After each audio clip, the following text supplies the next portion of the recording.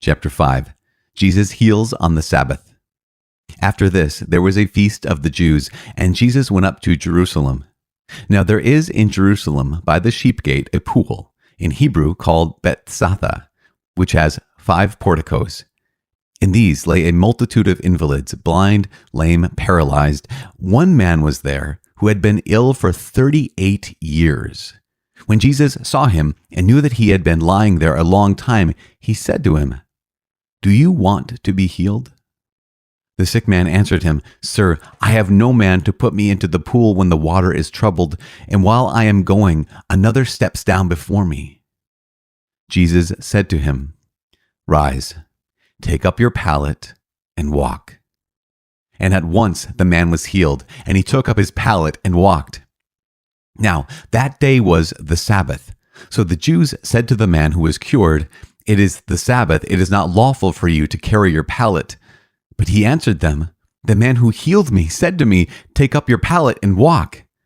They asked him, "Who is the man who said to you, 'Take up your pallet and walk'?" Now the man who had been healed did not know who it was, for Jesus had withdrawn, and there was a crowd in the place. Afterward, Jesus found him in the temple and said to him, "See, you are well. Sin no more, that nothing worse befall you." The man went away and told the Jews that it was Jesus who had healed him, and this was why the Jews persecuted Jesus, because he did this on the Sabbath. But Jesus answered them, "My Father is working still, and I am working." This was why the Jews sought all the more to kill him, because he not only broke the Sabbath, but also called God his Father, making himself equal with God. The authority of the Son. Jesus said to them, "Truly, truly I say to you, the Son can do nothing of his own accord, but only what he sees the Father doing. For whatever he does, that the Son does likewise. For the Father loves the Son and shows him all that he himself is doing. And greater works than these will he show him, that you may marvel. For as the Father raises the dead and gives them life, so also the Son gives life to whom he will. The Father judges no one, but has given all judgment to the Son, that all may honor the Son, even as they honor the Father. He who does not honor the Son does not honor the Father who sent him.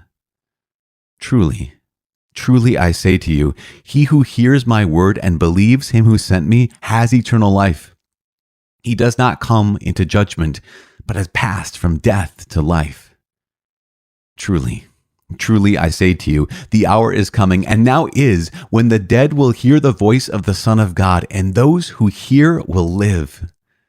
For as the Father has life in himself, so he has granted the Son also to have life in himself, and has given him authority to execute judgment, because he is the Son of Man.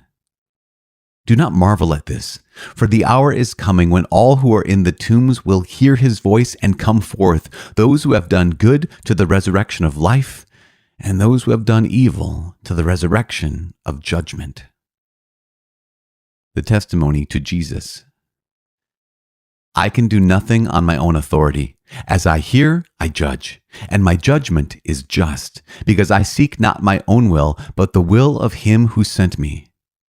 If I bear witness to myself, my testimony is not true.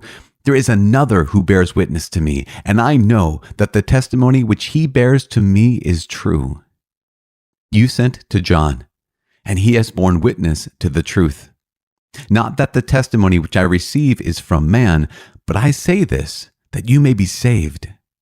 He was a burning and shining lamp, and you were willing to rejoice for a while in his light. But the testimony which I have is greater than that of John, for the works which the Father has granted me to accomplish, these very works which I am doing, bear me witness that the Father has sent me. And the Father who sent me has himself borne witness to me. His voice you have never heard, his form you have never seen, and you do not have his word abiding in you, for you do not believe him whom he has sent.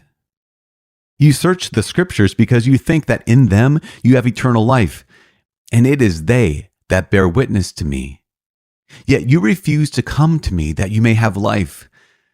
I do not receive glory from men, but I know that you have not the love of God within you. I have come in my Father's name, and you do not receive me. If another comes in his own name, him you will receive. How can you believe who receive glory from another and do not seek the glory that comes from the only God? Do not think that I shall accuse you to the Father. It is Moses who accuses you, on whom you set your hope.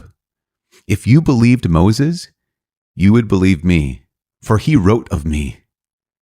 But if you do not believe his writings, how will you believe my words?